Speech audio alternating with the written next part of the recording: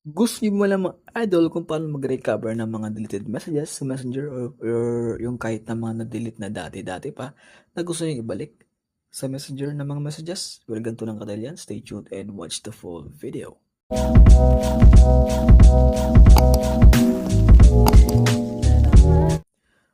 Okay, so ito po mga lods, welcome back po again sa ating channel now. For today's video, I'm gonna teach you kung paano nga ba ma-recover yung mga deleted messages natin sa Messenger na, alam mo yun, sobrang tagal na. Pero gusto mo pa rin ibalik or gusto mo pa rin mabasa. So, hindi po mahirap gawin yan. Napakabilis and napaka-effective ng ating technique or strategy na ituturo ngayong araw. So, stay tuned and watch the full video. Pero bago yun, bago pa lang kayo sa aking channel, subscribe mo na yan, Lods. If gusto mo ng mga gatong klase content, okay? Now, so,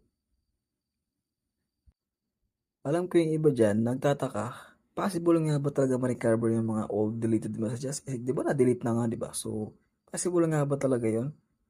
Yes, okay. 100% possible na possible po yun sa ating mga method na ituturo. So, una, kasi meron tayong dalawang method dito na ituturo or meron akong dalawang method na ituturo sa inyo. So, una-una sa lahat na method natin is um, doon mismo sa Messenger. Okay? So, first is click mo yung Messenger mo. Now, sa Messenger Idol, ganito kasi yan. May mga nadidelete na message. Yes, of course. May mga dinidelete na message sa messages. Sa Messenger, I mean. Yes, meron. Eh, ang kaso, ang Messenger kasi is para siyang merong trash. Di ba sa photos, may parang trash doon, which is, kahit na-delete na yung photos, is pwede mo pa i-recover. Sa Messenger loads is meron din pong ganun. Okay, so ano nga ba yung feature nun? So, saan doon? Di ba? Saan sa Messenger? Click mo tong menu. Sa menu may makikita kang archive. So, ito ang sinasabi ko sa inyong parang trash, kumbaga sa photos or sa gallery, na pwede mo pong i-restore yung mga photos. Dito naman, archive. Sa archive, dyan mo lahat makikita yung mga na-delete mo na message, yung mga na-add friend mo na bago, or yung mga na pinangliban mo na mga tawag dito, GC. Dyan mo makikita lahat yan, Lods. Okay? So, if ever na may na-delete na message, possible na mapupunta po yan siya dito. Okay? So, makikita mo yun dito yung deleted messages na yun sa archive ng iyong messenger. So, ito, kung makikita mo, ang lumalabas dito is napakarami, di ba? So, ilan dito is mga pinang-delete na, pero nandito pa rin sa archive. Di ba? So, ganoon ka din yan kagalingan, Lods.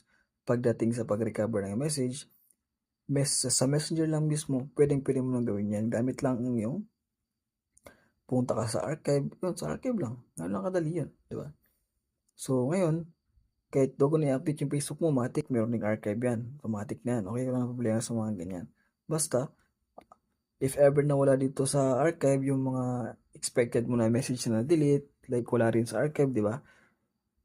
Punta na tayo sa ating next and last strategy. So, yun naman, focus naman tayo dun sa Facebook mismo. Okay? So, sa Facebook mismo tayo pupunta ngayon. If ever na wala sa archive, okay? Doon tayo sa Facebook pupunta. So, ngayon, sa Facebook is click mo tong Facebook natin, syempre. Open natin yan, of course. There we go. Nandito is next na gagawin natin is kung makakita mo, click mo tong tatlong guhit sa taas. Ito. Click mo yan. Pagkatapos is, sorry, medyo may na connection natin, no?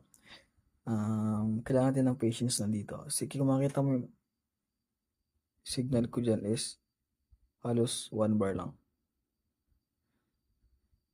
Again, there you go. Okay. Ayan. Punta ka sa settings and privacy. Settings. Okay, there we go. Now, sa settings and privacy, Lods, is meron ditong Meta Account Center. Ito siya. Sa Meta Account Center, Lods, is dito mo makita yung mga personal details mo, password and security, ads, references, and if verified ka o hindi. Ayan, kung nakita mo, dito mo rin makikita if ilang account yung ginagamit mo sa Facebook. So, in my case, ito yung mga account na nagagamit natin na sa isang account lang. So, pwede ka po mag-add ng iba't ibang account sa isang account mo lang. Okay? If gusto mo lang naman.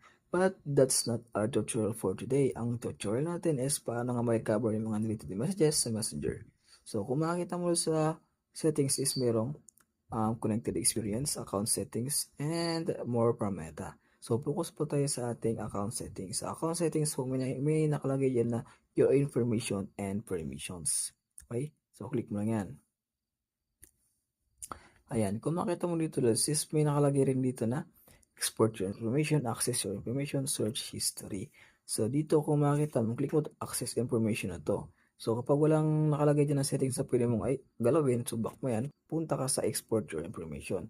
Ano nga bang meron sa export your information? Sa export your information, Lods, dating feature kasi ni Messenger or na Facebook is pwede mo na i-download yung mga files na nangyari tawag ito, activities or files na ginawa mo sa Facebook is pwede mo i-download lahat yun. It's either na na-delete mo na or nandyan pa sa Facebook mo. So, na-delete na. Kasama na po dun yung mga messages mo sa iba't ibang mga tao na na-delete na dati. So, pwede mo siyang i-recover. Click mo itong create export. Ayan, pili ka dyan na account mo na tawag dito na sa tingin mo yung ginagamit mo na kinakausap yung tao na yan dati na gusto mo i-recover yung message nyo. Kunwari, ang ginagamit ko is yung ito. Ayan, example, ganyan. Tapos, dito kami nag-usap ng tao na yun. Dito ko rin na-delete yung message namin dati. Now, kung makakita mo, pwede mo siya export to device. Itong device na ginagamit natin ngayon. O pwede rin export sa external device. Or, external service. So, dito, focus po tayo sa export to device lang. Diba? Ayan. So, click mo yan. Okay, so wait lang natin. That's na. And kung makita mo dito is customize information muna. Click mo yan. Ayan. Kung makita mo, messages. Diba? So, that is, kahit huwag mo na isama yung mga iba dyan. If gusto mo lang naman isama, wala naman problema. Pero pwede mo naman yan i-clear lahat if you want. Okay? Focus ka lang sa messages. So, depende sa'yo. Pero in this case, syempre, mas maganda lang, wait, i-clear ko na lang to, since di ko na rin naman kailangan to, na i-tag dito, i-recover pa. So, goods na tayo dyan. Click mo to activity messages just to make sure lang. In-app messages, click mo rin yan. Okay? Just to make sure lang mga idol, no? Ayan. So, goods na tayo dyan. So, wag natin i-cancel yung iba. Goods na yan. Save mo na lang yan. Ngayon, bago mo i-save yan, make sure mo na binasa mo tong mga to. Kasi, di ba, malay mo, isa sa mga to is, for example, ito may messages. Tapos dito meron ding activity messages, di ba? So, dapat ito, use your common sense, i-check mo rin yan. Di ba? Pag masabing messages, goods yan. Ang gusto mo rin makita yung mga pinala-like mo dati, ito introduction, pwede naman. Yung mga pinang-search mo dati, pwede naman, okay? So, it's up to you. Kung mas maganda dyan is, i-check mo na lahat, okay? Pero kasi sa akin, for the sake of this tutorial lang, so hindi ko na check lahat to. I-check ko lang yung mga para sa akin na importante, ganun. Ayan.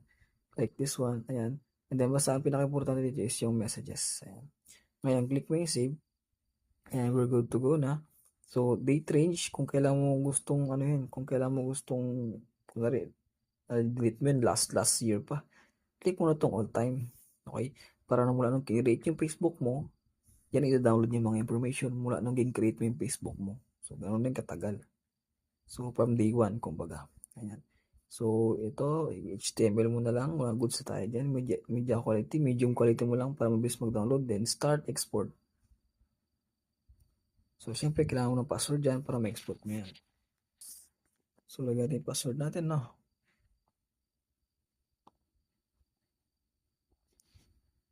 Okay, so wait lang natin. And ito, kung makikita mo, may nakalagay na dito yung create export. Your information is being prepared for export. We'll let you know when it's ready. So, antay mo lang hanggang sa mag-ready yun. And pwede mo na siyang i-download. Okay? So, yun. Ganoon lang kadali yun. So, back tayo sa Facebook account natin. Let's see if andun na. Ngayon, for the sake of this video, if wala pa rin dito, so wait nyo na lang kasi mag-notify sa inyo. Kapag notify sa inyo yun, pwede mo na siya download. So, hindi ko na ipapakita. Kaya na pong balay download yun. Ngayon, kapag na-download yun, i-open nyo na.